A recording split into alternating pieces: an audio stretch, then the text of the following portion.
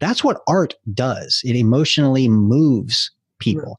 Now, when you're telling a story, the same thing, if you tell a good story, the same thing is going to happen. The key thing is you want to make sure that that emotional manipulation is welcomed by the audience, right? The people in that symphony orchestra hall and in the theater want their emotions manipulated. If you're telling some, sappy story to con somebody into buying something they don't need with money they don't have, they probably don't welcome that emotional manipulation. So the first thing you got to make sure you're doing is make sure your purpose in telling the story is to benefit the audience and not you.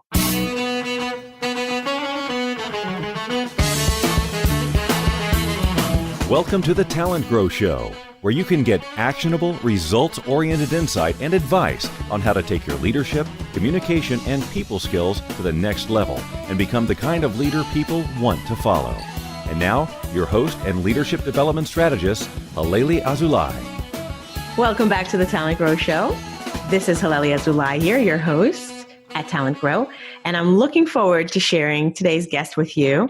He is an expert on storytelling, and I know that that's a topic that we've covered recently, and it's something that's coming up so much that I thought I'd bring you another angle to this idea. So Paul Smith is our guest, and with him, we talk about why you should think about storytelling as a key and powerful business tool. We talk about how to avoid being manipulative and use storytelling only for things that create a win-win outcome, not something that actually takes advantage of people. And he talks about how to tap into emotions without crossing over that potentially very fuzzy line. And he even shares with us the structure of a great story with 8 questions that you need to ask yourself in order to build a story that will be effective as a leader. So I hope that you'll enjoy this episode. I would love your feedback afterwards in the comments section of the show notes page. Without further ado, here we go with Paul Smith.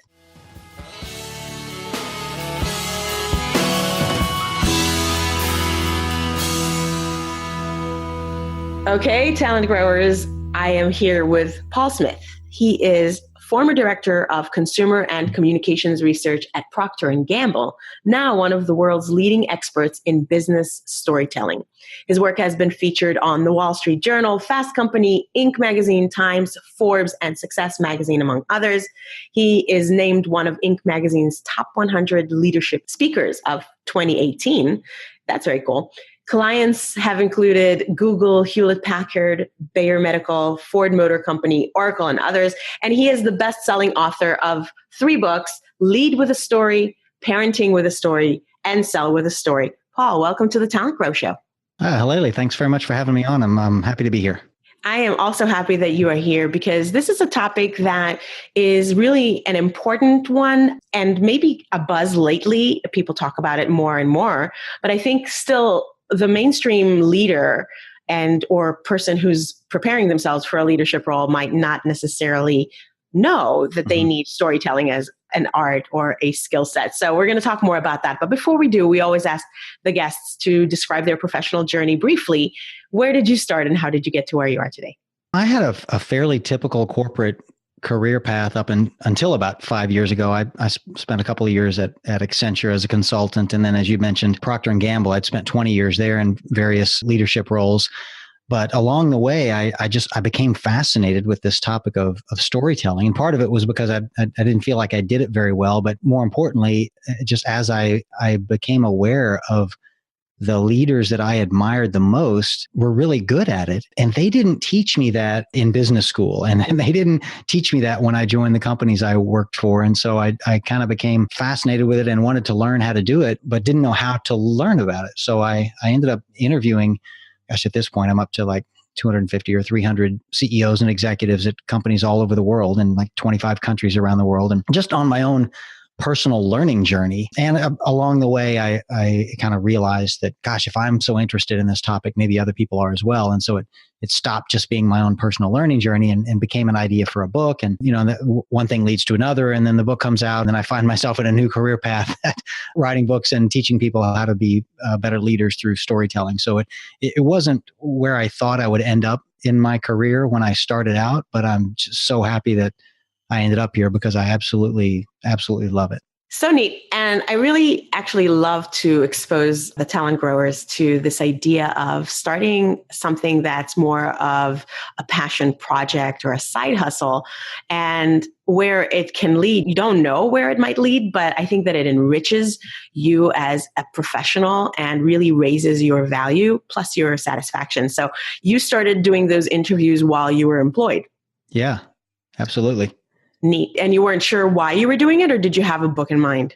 The book idea came into being pretty early in the process because one thing I did know was that while I liked my job, I didn't love my job. Mm. And I wanted to do something that I loved. I mean, who wouldn't, right? Right. And, wouldn't it be great to find something that you love and figure out a way to get paid for it and, turn your side hustle into a main hustle, right? Right. And what I knew I loved was I loved speaking to audiences and teaching and training leaders, but there's no full-time job for that at P&G or most other companies. And so if I wanted to do that full-time, what I realized was the people that get to do that full-time are typically people who've got some best-selling book on some specific niche topic that they're an expert on. And so I thought, well, that's the thing that I'm going to go be an expert on is storytelling. I love it. I think that's a great lesson for everyone to hear. Take initiative and create your own career. I've had actually several other guests who described similar things they did. I mean, they did it differently, but the similar idea of let me do something I'm passionate about and build it as I'm in the job. And then later it can become something that I do. Mm-hmm. So you have 3 different books, as I mentioned, but the one that we're going to focus on is the one that's on using stories for leadership. Mm-hmm. And in that book called Lead with a Story, you say that whether you're trying to communicate a vision, sell an idea, or inspire commitment, storytelling is a powerful business tool that can mean the difference between mediocre results and phenomenal success. And I would love to sell us a little bit more on that idea. If listeners are sitting there kind of on the edge about, or on the fence about whether storytelling is a legit skill for leaders, why should they reconsider or really consider it? I admit that at first it doesn't sound like a legitimate business skill that one should need to have, but I'm convinced that it is, and a significant amount of research suggests that it is, but I'll give you my top 3 or 4 reasons. First of all, the cognitive science over the last couple of decades tells us that human beings don't make the rational, logical decisions that we think we make. It turns out that decisions are made in this subconscious, emotional part of the brain, and then rationalized a few nanoseconds later in a more conscious, logical processing part of the brain. So we leave a decision thinking that we've made it for these logical, rational reasons. But the truth is those are just rationalizations from the decision that our more reptilian brain kind of made, a moment earlier. And we're really just rationalizing. And so it turns out if you want to really influence what people think and feel and do, in other words, leadership, you really need to speak to both parts of the brain. So I'm not suggesting abandoning the logical, rational part of the brain at all, but you need to speak to both parts, and bossing people around just doesn't reach the other part of the brain, and stories have an ability to reach both parts. And so that's the main reason. But some other just practical reasons, stories make things easier to remember. You'll remember a list of items or a significant set of facts if they're embedded in a story, much better than if you just give people a list of things to remember. And it also travels better. People love to share a good story. And if you tell a great leadership story, then the people you tell it to will tell other people, and they'll tell people. But if you write a memo or an email that's just a boring email or memo, it's probably going to stay where you put it.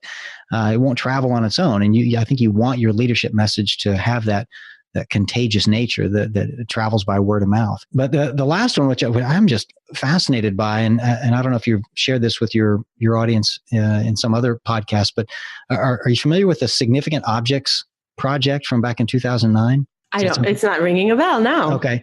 Yeah. So these 2 guys, Rob Walker and Josh Glenn, just conducted this fascinating experiment. They bought 100 items at like flea markets and garage sales and stuff like that. I think they spent $129 in total, so $1.29 on average for just nothing. I mean, a wood cracker and a pink piggy bank, and just the kind of things you'd find at a garage sale. And they sold them all one at a time on eBay.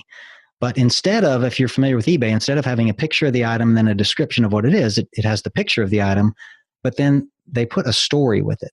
Oh, And yes. they hired people to just write these stories, and they were totally make-believe.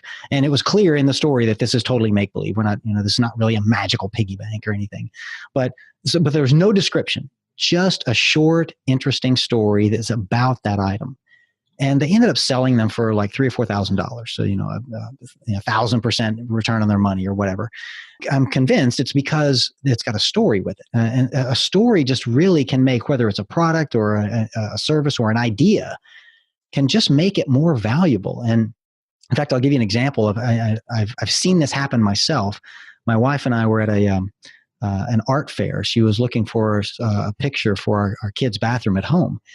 And so we're going booth to booth, and we get to this one booth of this underwater photographer, a guy named Chris Goog, and he just does these mesmerizing underwater pictures of sea anemones and coral reefs and sharks and everything you can imagine.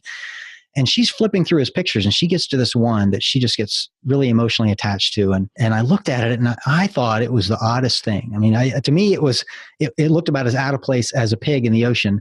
And the reason, Halelly, is because it literally was a picture of a pig in the ocean. Okay, literally. And I just thought, well, that's crazy, right? Pigs don't swim. They're typically not seafaring animals, Well, I finally, the photographer walks over, and so I get to ask him, and I was like, dude, what's with the pig in the ocean? And that's when the magic started. He said, oh yeah, it was the craziest thing, Paul. He said, apparently, first of all, that picture was taken off the coast of this uninhabited island in the Bahamas called Big Major Cay. And he said, apparently what happened was a few years ago, some local entrepreneur started to raise a pig farm for bacon, I guess. And he found out there was this uninhabited island where he could keep the pigs for free. So he's no idiot. So of course, he's going to keep them on the island for free. Well, what he didn't think about was that there wasn't anything on the island for them to eat, right? There's basically some cactus and, a few other non-edible plants. But fortunately, what happened was some local restaurant owner on a neighboring island was boating his kitchen refuse every night over to Big Major Cay and dumping it just a few dozen yards. Oh my goodness. Yeah. So you can imagine these hungry little pigs. If you get hungry enough, you'll do anything, right? Well, one little pig finally gets brave enough to dog paddle or pig paddle his way out in the ocean to get this food that's floating out there. And then 2 pigs and then 3 pigs. And here it is 3 generations later, and all the pigs on Big Major Cay can swim, right?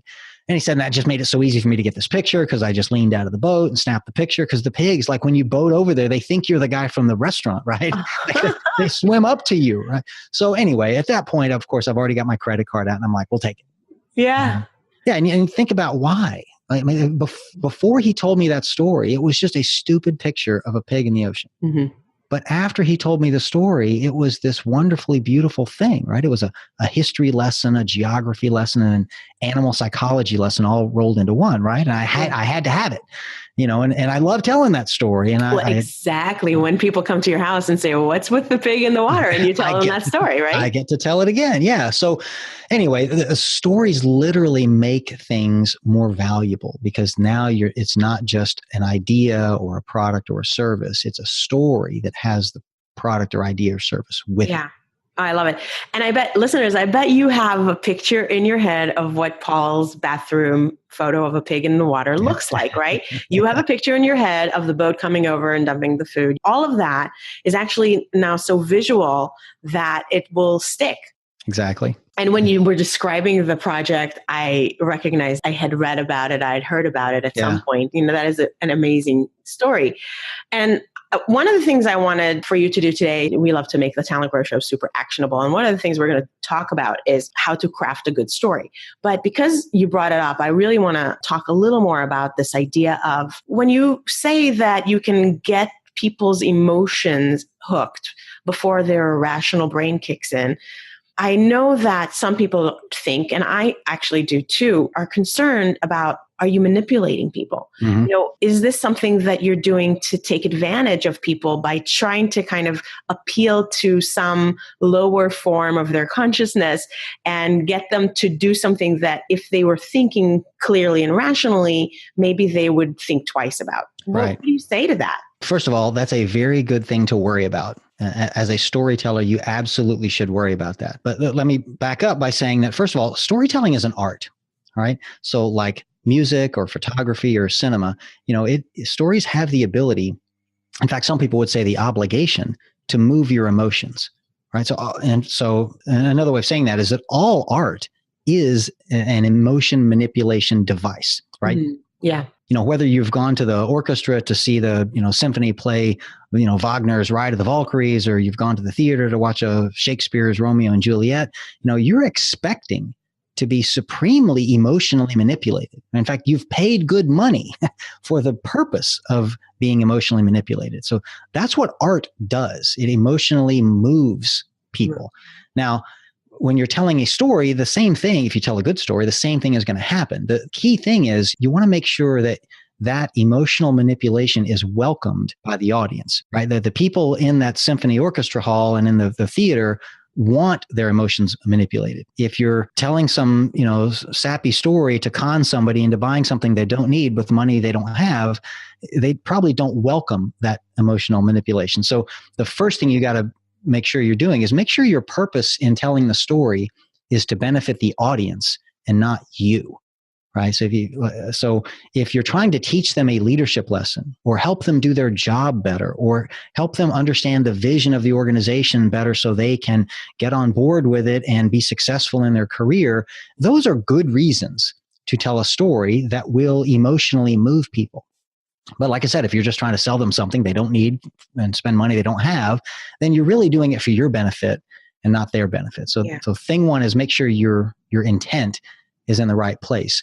But there's some other things I think you can do to avoid emotionally manipulating your audience. So one is just know your audience, know where their threshold is for listening to emotional type stories. And I learned this kind of the hard way by speaking to audiences all around the world. I can tell you that there's a high tolerance for emotional content and stories in countries in Latin America. There's a lower tolerance for it in the US, and there's an even lower tolerance in Europe. Mm-hmm. And in Europe, the lowest one is in Germany. Right? Yeah. So you just need to know your audience and know where they're going to be more accepting of and interested in listening to your emotional content. But a few other tips for avoiding that. So another one is have emotional content, but not an emotional delivery. Meaning, don't do therapy on stage. You can tell a story about somebody crying, but if you start crying in front of your audience, you've gone too far. Like now you're doing theater or something, and you're not an actor. You're a leader in a business, and you're having a conversation in a hallway, right? Or in the conference room. So don't deliver your emotional content by behaving emotional. Just tell the story and let the story do the work. Another one is a lot of people turn their stories into videos. So you'll see a corporate video on this topic this month, or this other topic, or a corporate values video, or a corporate vision video, or whatever. Here's my advice there.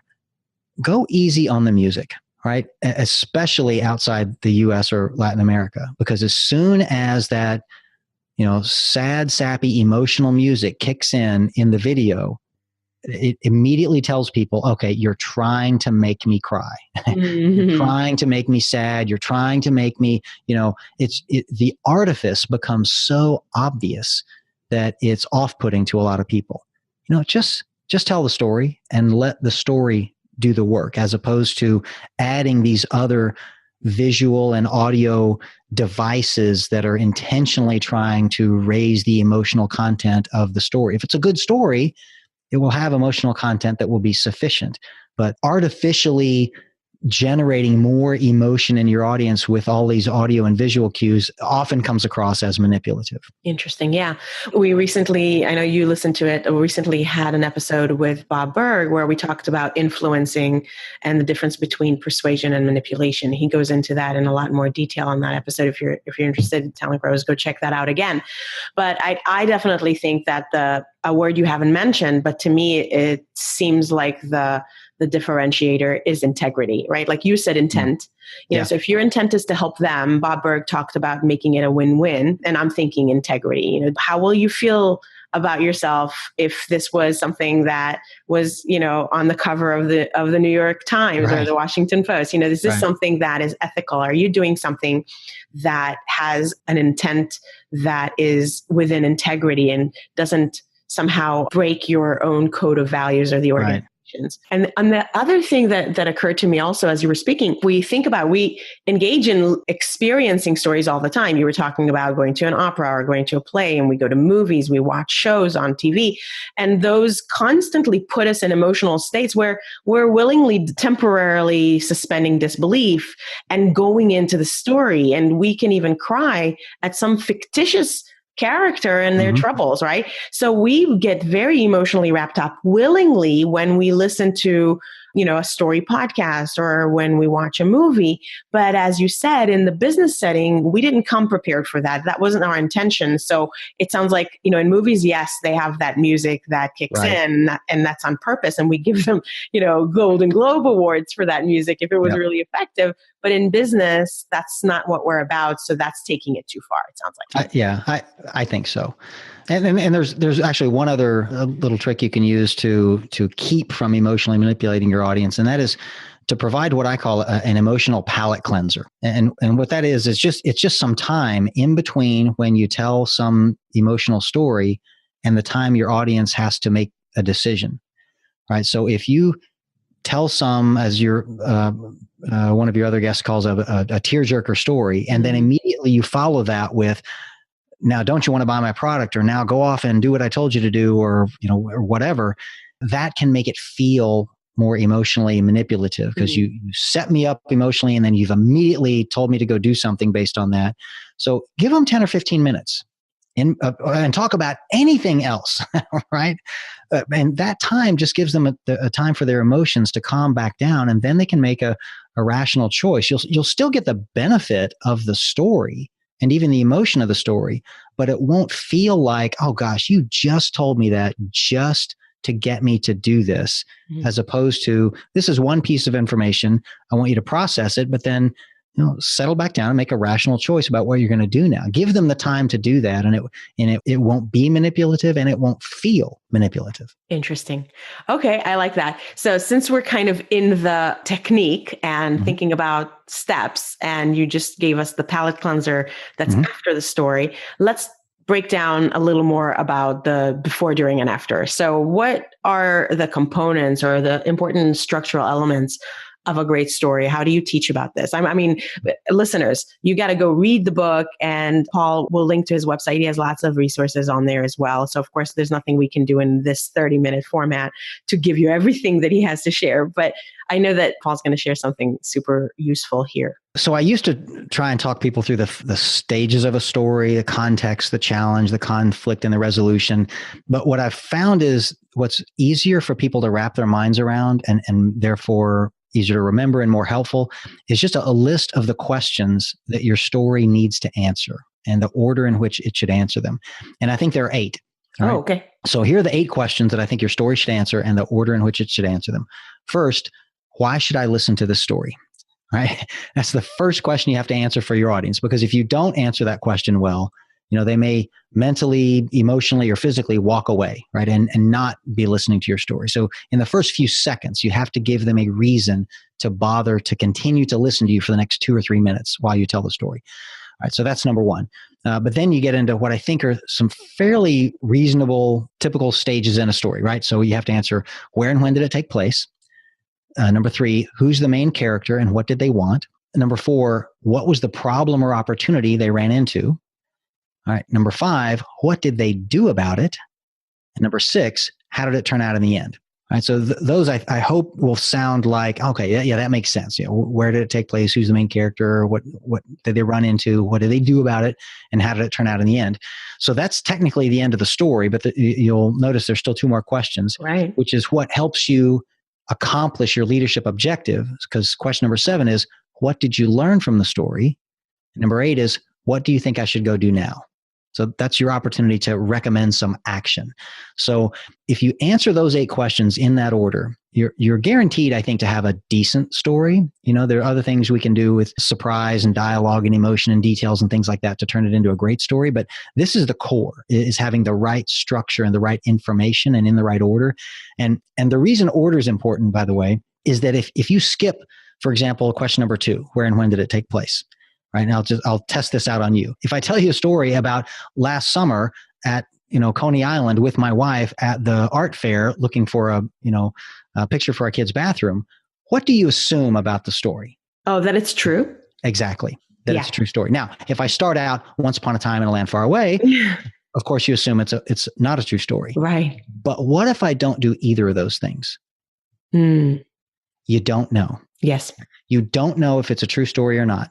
And throughout the rest of the story, especially if it's a fascinating story, you're thinking more and more that it's not true.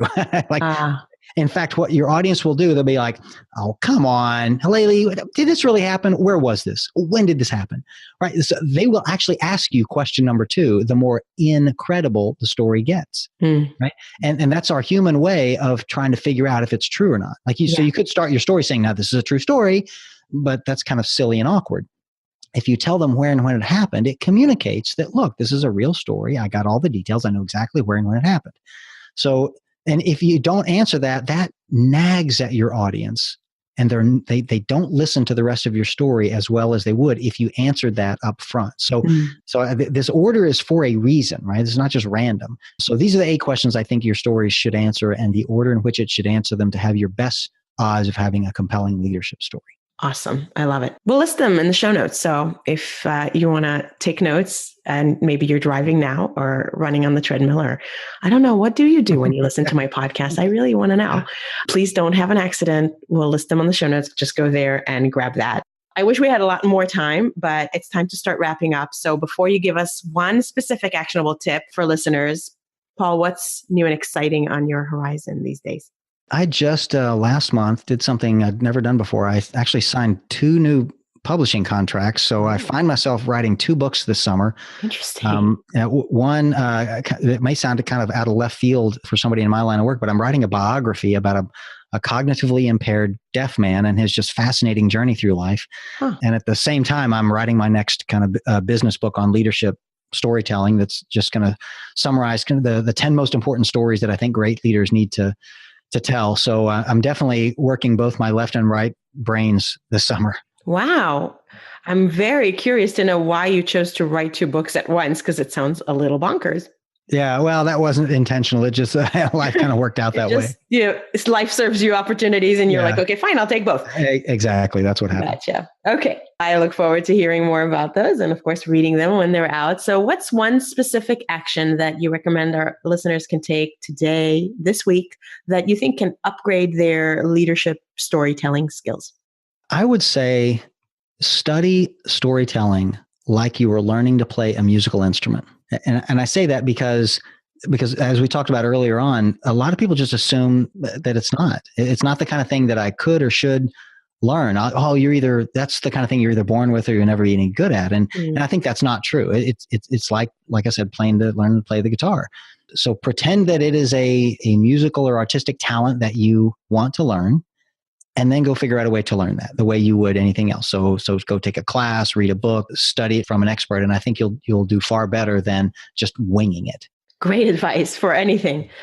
Okay, great. So how can people, maybe if they choose to learn from you or they want to follow up with you and learn more about what you do and from you, where would they do that? What would be the best place? Thanks. Probably the best way is to my website, which is leadwithastory.com. And there are links there to my books and training courses and just about everything of interest around me. Great. And do you hang out on social media? Should they follow you anywhere? I do. So Lead with a Story, I think, is my Twitter handle as well. And you can probably find me on LinkedIn that way and Facebook as well. Okay, great. And we'll link to that in the show notes. Well, Paul, we're really glad that you came by on the TalentGrow Show to share some of your thoughts with us and your story. And I know that listeners will go and check out your content and learn more from you. Thank you for your time today. You're very welcome. Thanks for having me.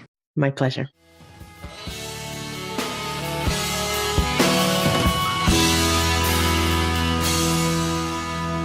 Well, you've made it to the end of the podcast club, as David Burkus, my former guest, described it. So I'm glad that you're still here with me. And I hope that you enjoyed this episode with Paul Smith and that you'll take that action that he suggests and think about it like you're going to study how to play a musical instrument, you wouldn't expect to just be good at it instantly. You wouldn't think that you're either born knowing how to do it or not, but that it's something that you need to practice in a purposeful and mindful way, like any other skill. So I hope that you'll pursue storytelling as a leadership skill. That's what I've been trying to bring to you here in this episode, and also in episode 91 that was with Ryan Williams, also about storytelling, which I hope that you'll check out if you haven't already. And I look forward to hearing your feedback about what you liked about this episode, what you thought about it, any kind of stories you can share with me about times when you've used stories successfully, or any questions that you have for me and or for Paul. That would be great. You can put that in the show notes comments page on talentgrow.com over on this episode's page, or you can tweet at me or send me a message through any form of social media. You know that I hang out there. And of course, you know that I've got that little voicemail tab on my website on the right that you can easily send me a voice recording of you telling me a comment, giving me feedback, or asking a question. And if you give me permission, I can even play it on the air. So let's do it. Well, that's it for another episode of the TalentGrow Show. I'm Halelly Azulay, your leadership development strategist here at TalentGrow. And until the next time, make today great.